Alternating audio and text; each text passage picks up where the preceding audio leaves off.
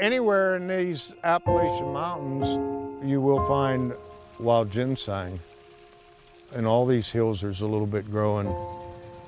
When I started harvesting, I was 10, 12 years old. My dad showed me what it looked like, and then you would try to find it. It was hard to find. You didn't know where to look. Study the area, what it grows under. There was a local person that bought ginseng, and that was Randy. He showed how to prepare it for market, and he bought it. I bought 80 acres, started planting ginseng up here 33 years ago. I like growing ginseng because it's peaceful. Every time I dig a root out, you just want to look at it because you raised it for that long, and you appreciate it, but then again, you plant the seeds back, making the population a lot greater. There's very few people like this that are cultivating the plant in its wild habitat. It's a labor of love that takes literally a lifetime of dedication. I think mountain rose, they know that the seeds that I planted 33 years ago, I more or less watched them from day one, and I still have them. Once we were able to discover that this exists, this method of growing, and that we could work with third-party certifiers to oversee the production of it, then it put us in a really unique position to make it available. We were never able to make it available for sale due to the pressures put on it in the wild and the overharvesting and the development that puts a North American ginseng at risk. The mission of United Plant Savers is conservation of at-risk native medicinal plants. Mountain Rose really has a commitment to the quality of these plants and really cares about the conservation of those plants that are harvested from the wild. Mountain Rose treats me real good, and I plan on doing it for a long time.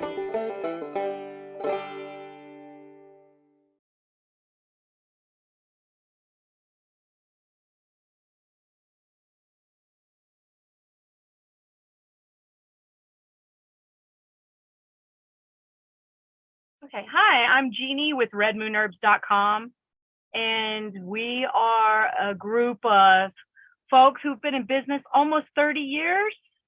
It's a woman-owned company and woman-run, and we have looked to source weedy materials, the prolific plants that grow around us, and process those fresh, rather than choose to harvest the plants that are less available or at risk.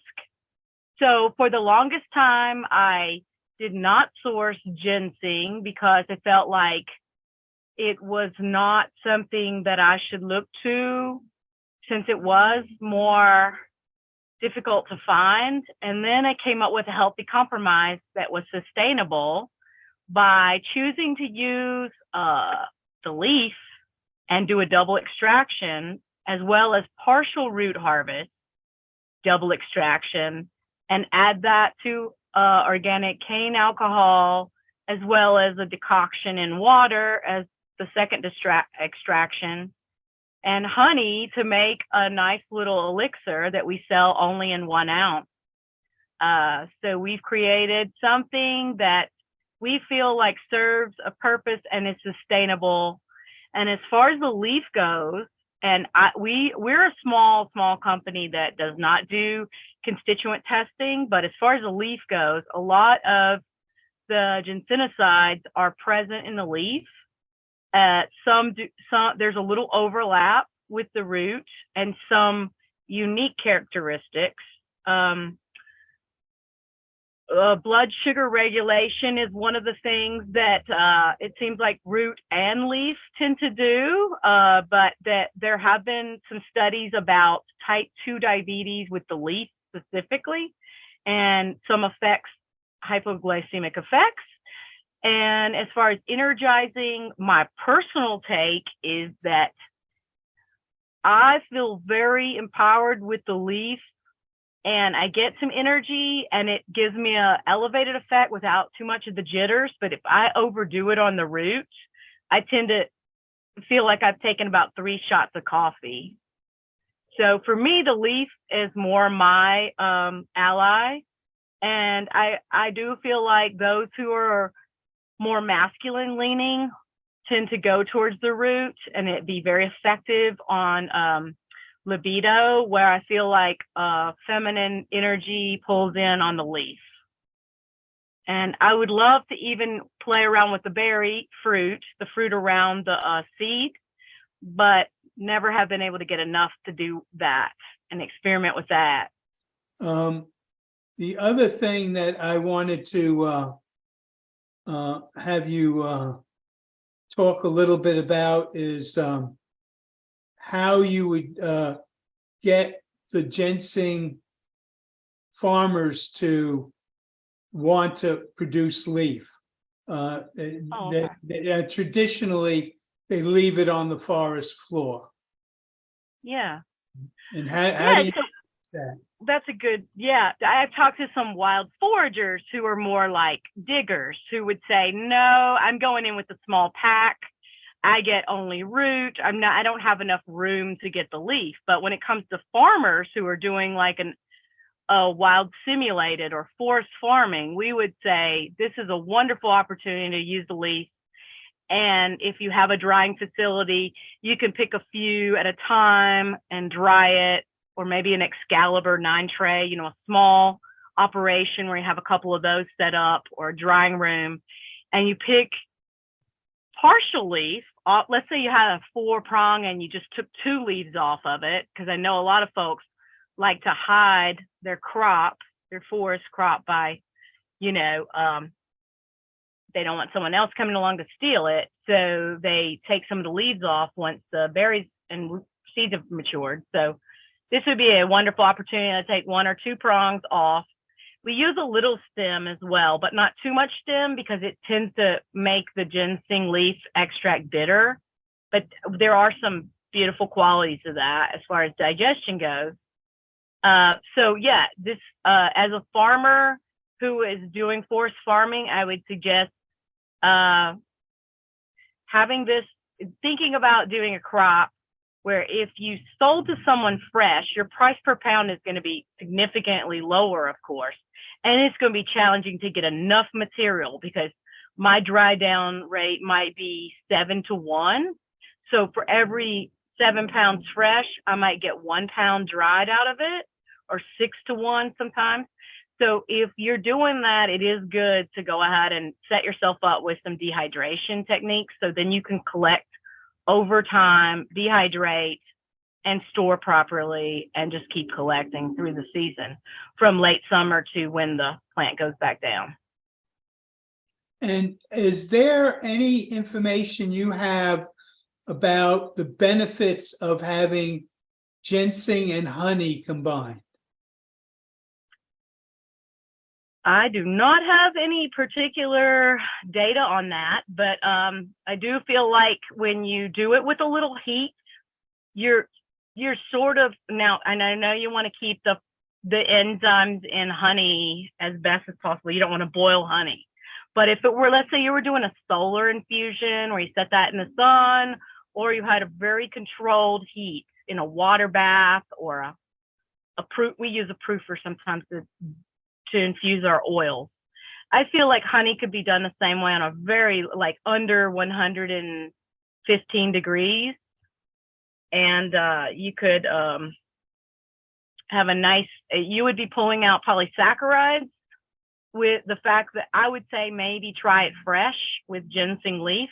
That way the water content of the leaf, but you got to be very controlled about the heat, because if you're working with fresh plant material and the heat's not totally controlled and very even, it will tend to mold. So you might not be getting the constituents that alcohol pulls out, but you would be getting the water, the aqueous constituents. And could you eventually put the alcohol with the honey? Yes, that's what we do. We add the honey last, and to take it to another level, why not take the simmered part that's a water extraction with the high proof alcohol part, which is a separate extraction, and then go ahead and merge it with the marc, the plant material, the ginseng leaf still in there, and add the honey and let that set another few days for the most potency.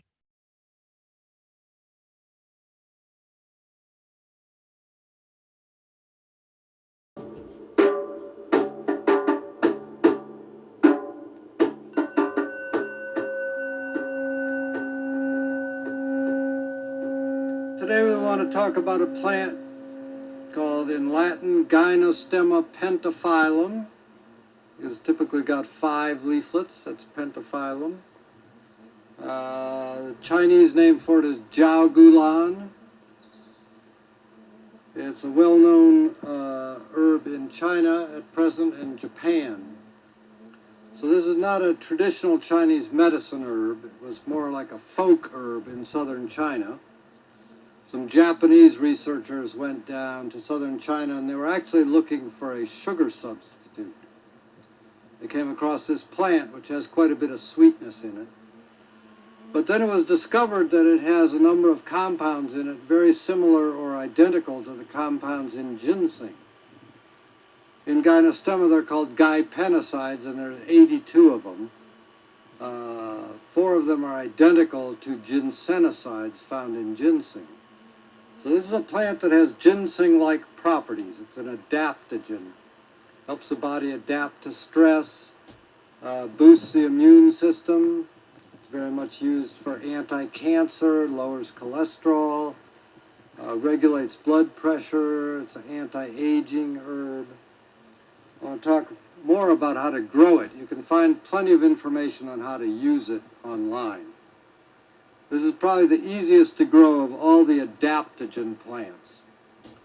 I call this the best plant to grow for your health. Reasons being that it has a lot of health benefits, plus it's very, very easy to grow, plus it's very, very easy to use.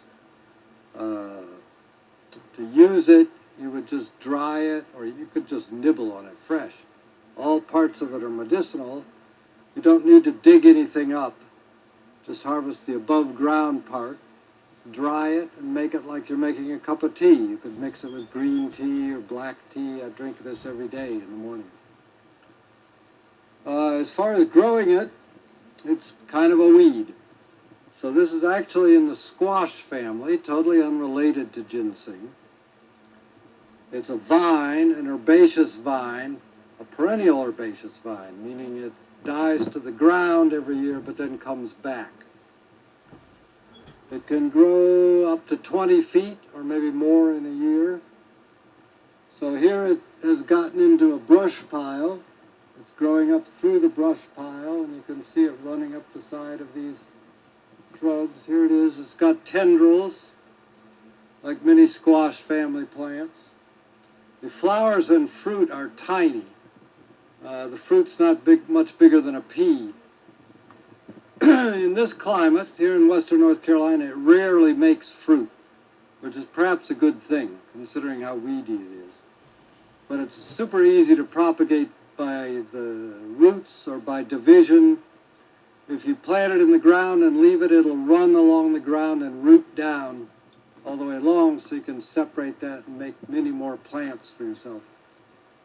If you get it to climb up something, it will nevertheless, after a few years, start to spread by the roots. So it does have some invasive potential. You want to watch out for it. It's gotten in many parts of our garden, which I'm not too unhappy about.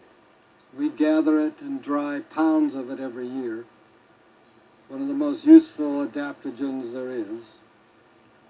You could grow it as a screen, up some bamboo to screen an area. This plant has become naturalized in many parts of my garden, not as I say by seed, but mostly by little pieces of the root getting in different places. And we can just come out here and gather almost any day. I can collect a big amount of this plant. And some more over here.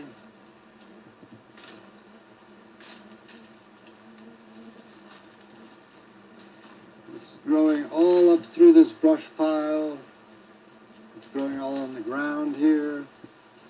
couple of minutes. I can collect a big handful of it. You can just drape it over a clothesline or the back of a chair. It'll dry in just a day or two, crumble it up and put it away for the winter to drink every day. There's a cooling effect also. And it's used very much for the prevention of cancer and also for people who are being treated for cancer to compensate for the effects of chemotherapy or radiation therapy. It's used in China to balance that out because those therapies destroy the immune system. So this is to beef up your immune system. But you could also use it as cancer prevention. It increases the killer T cells, lymphocytes, all those are boosted. A big current use for it is for racehorses. That gives you an idea of what it's good for. So major anti-aging herb.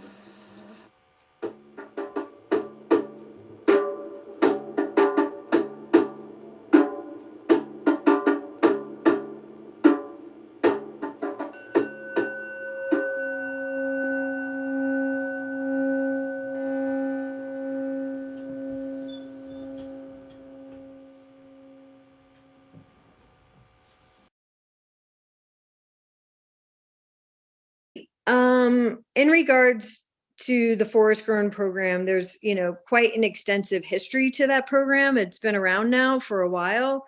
It was really kind of launched at Penn State, under Eric Burkhart, who had a student, Adam, who was a graduate student, I believe, at Penn State, but also working at PCO, which is the Pennsylvania Certified Organic.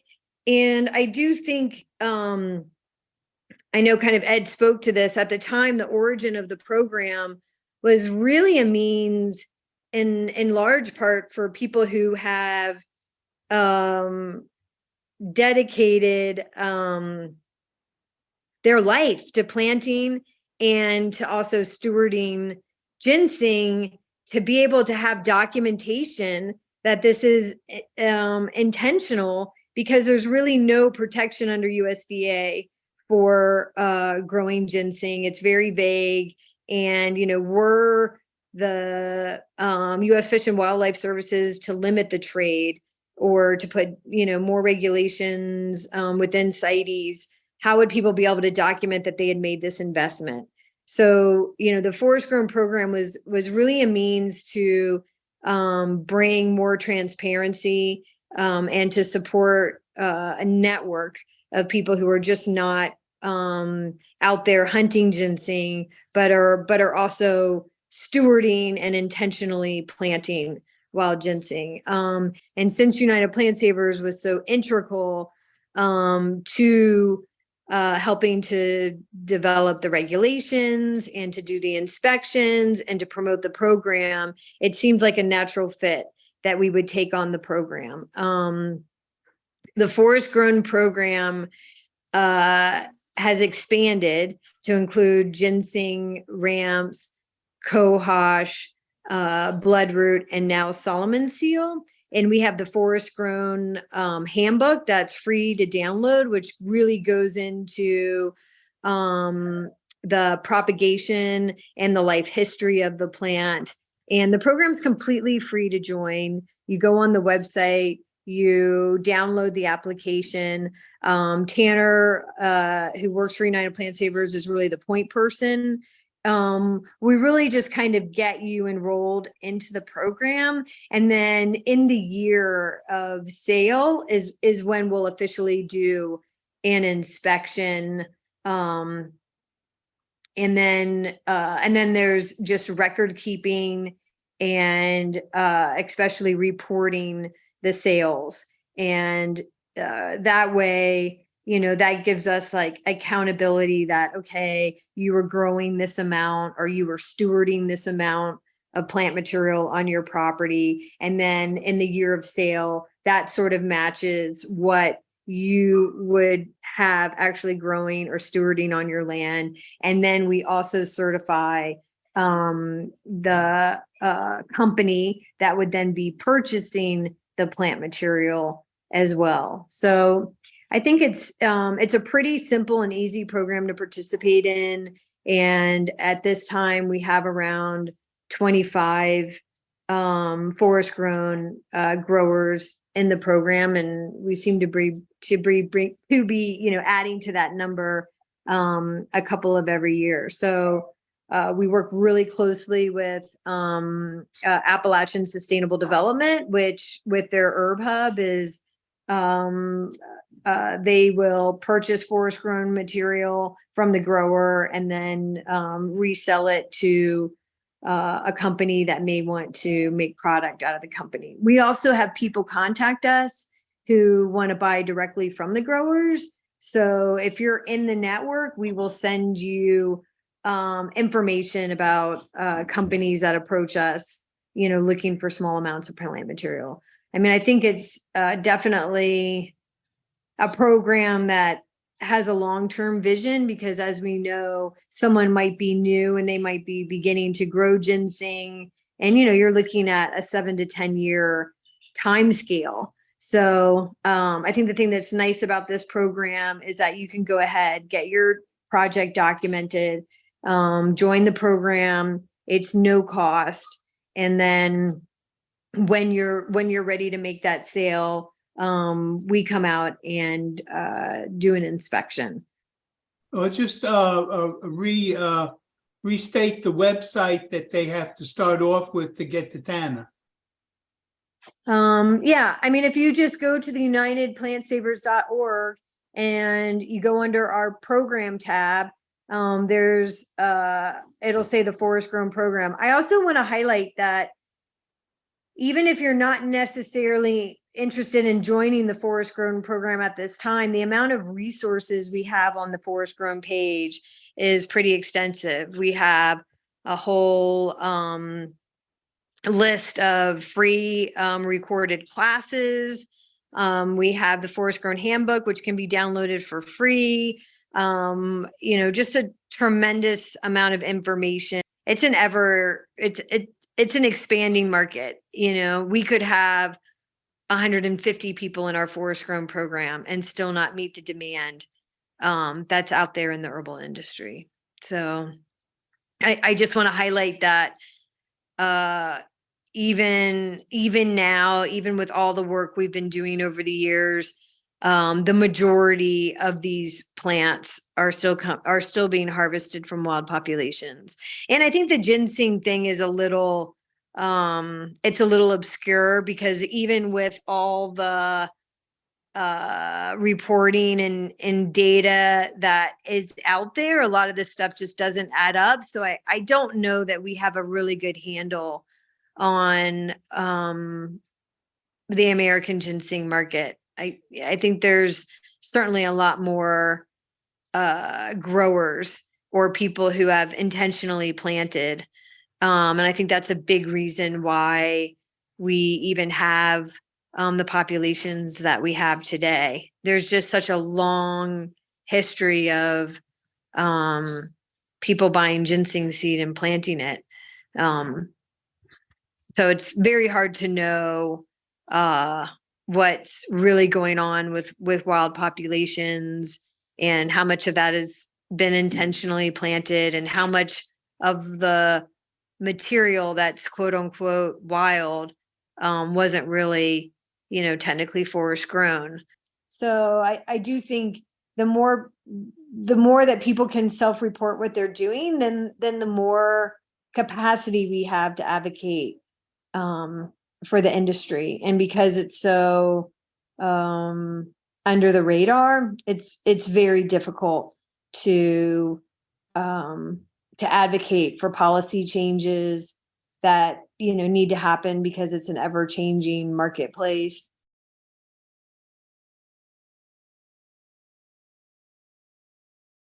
Hi, everybody. My name's Margaret Blomquist. I'm a research scholar with NC State University and based in Western North Carolina.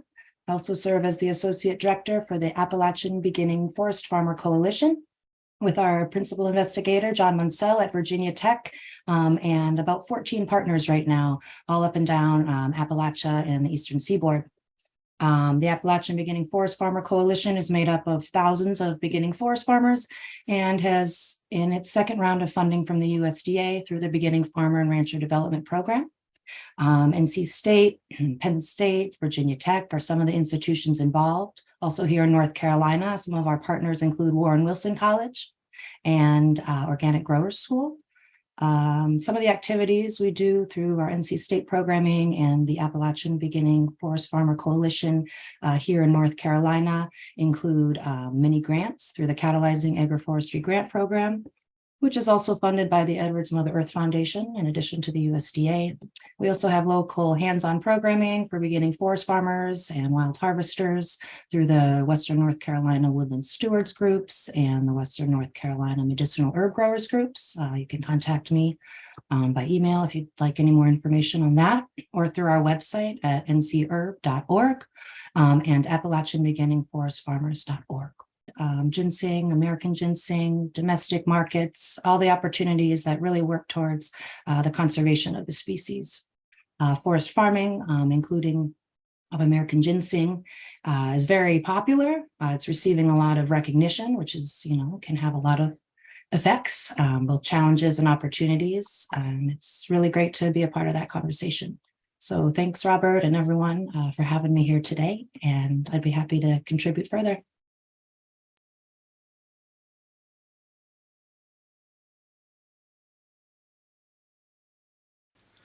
American ginseng is now recognized as a medicinal herb in the United States.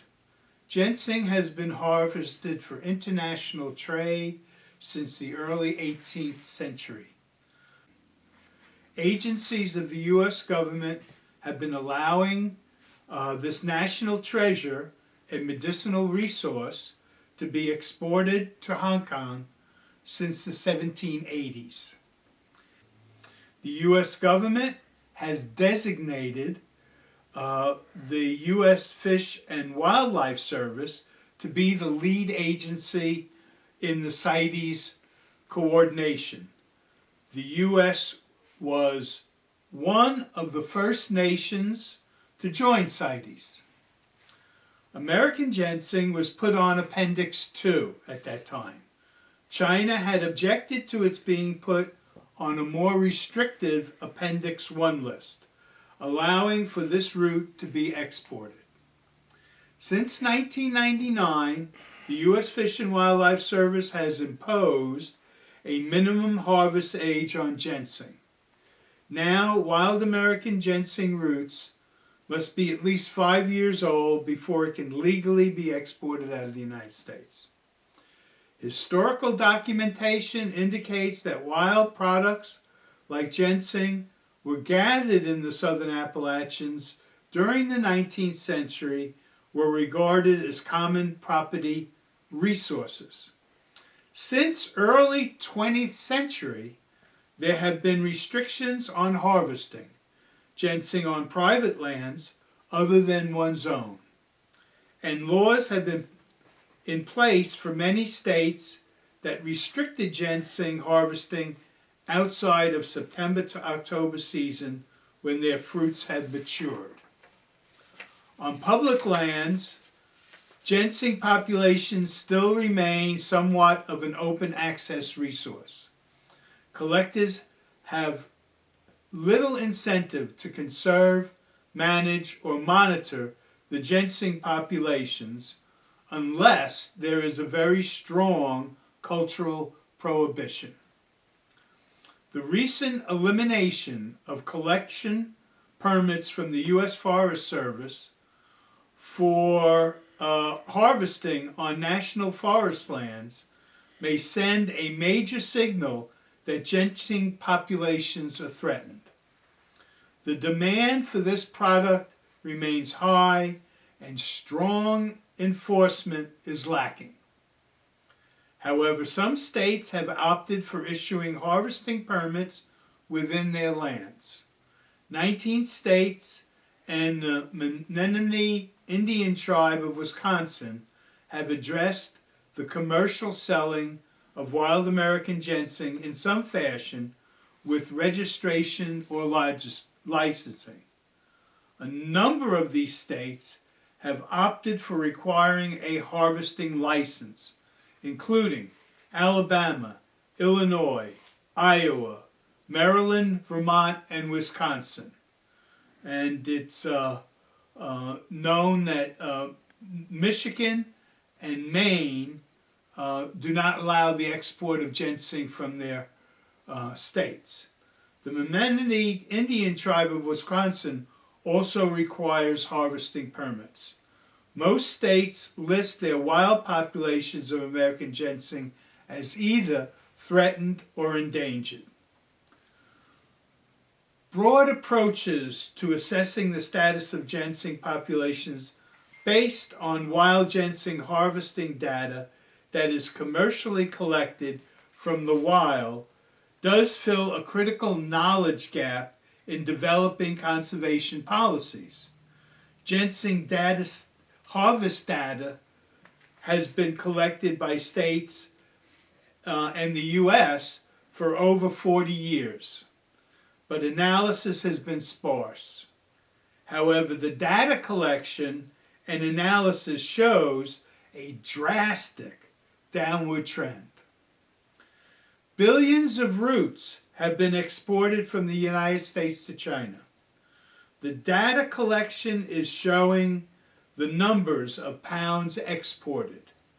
Wild and wild simulated ginseng roots and products are never imported back from China. Only cultivated roots and value-added products made from cultivated ginseng which has been sprayed with a fungicide.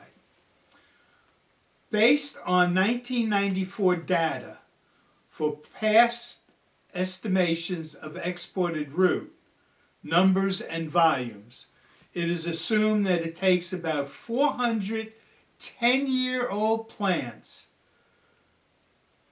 ginseng roots, to make a dry weight pound. In 2023, the ginseng population's decreasing. There are more young roots being harvested each year. Thus, there are more ginseng roots included in a dry pound of product today. In North Carolina, many plant professionals, herbalists, herb teachers, and foragers have given testimony that this plant has become harder to find in the North Carolina mountains.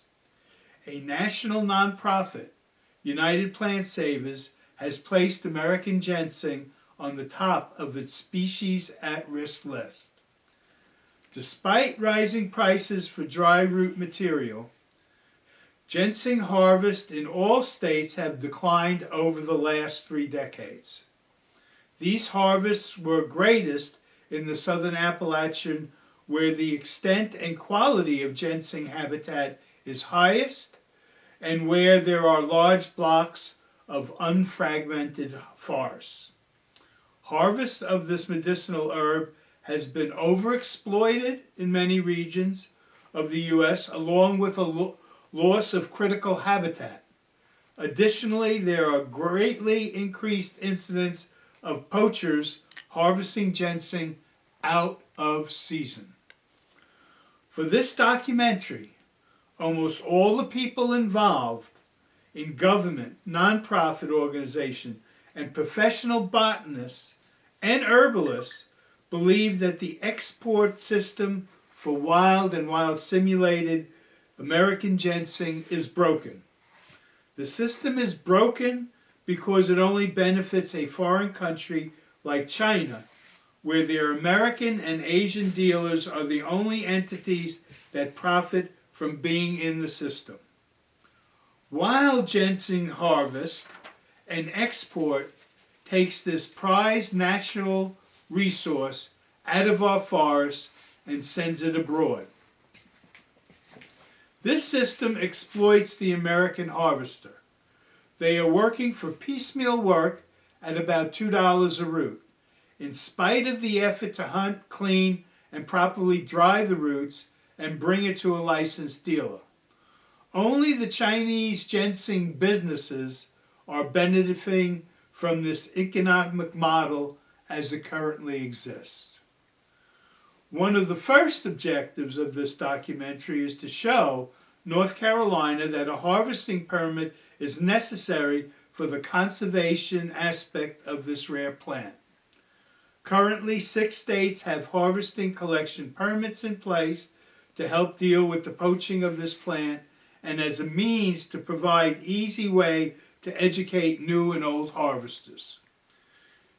This summit addressed wild and simulated ginseng. It is not about cultivated ginseng, which is sprayed with fungicides.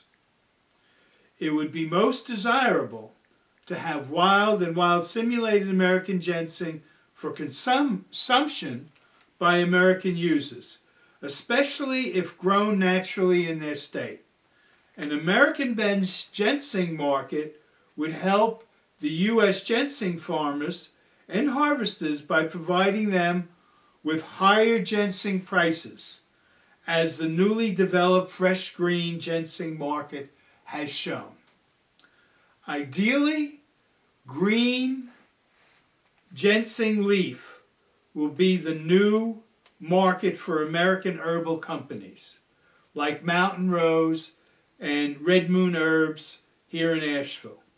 American ginseng farmers producing wild simulated ginseng will be able to leave most of the root material in the ground and harvest the leaves for preparations for medicine.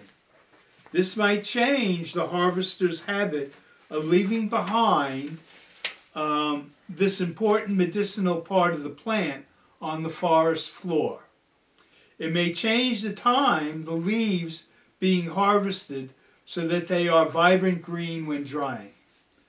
An ideal situation in the future would be for herbal companies and other herbalists to use less wild ginseng root material in their medicinal products and make them primarily from American ginseng leaf material. Another aspect of bringing back wild ginseng is the process of stratifying the seeds to dramatically increase germination rates and plant success. Only humans can stratify ginseng seeds. As less and less wild ginseng root is available, there are alternative plants that can be used for these medicinal purposes. We can also utilize products from newly introduced herbs like jayugulan, which contains ginsenicides in the leaf. And the last recommendation from the summit is for the U.S. Fish and Wildlife Service to petition CITES to change the classification of American ginseng from Appendix 2 to Appendix 1. This would allow the plant to recover from the declines due to the overharvesting in the wild, loss of critical habitat, and the negative effects of out-of-season poaching activities. This is a crucial time in the history of wild ginseng, similar to when American ginseng was first put on the CITES list due to reported declines in their population. At that time, our populations of American ginseng were going to extinction, and now we have billions of fewer ginseng plants in the wild here in the United States. Now is the time to be responsible for preservation of this threatened and endangered plant and medicinal resource.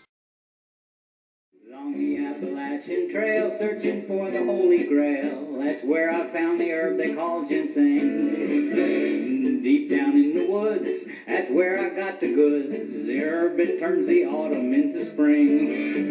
Ginseng, ginseng. We got sing-along ginseng. Makes an older man cocksure, makes a younger man endure, makes an older woman younger, makes a younger woman hungry. Ginseng.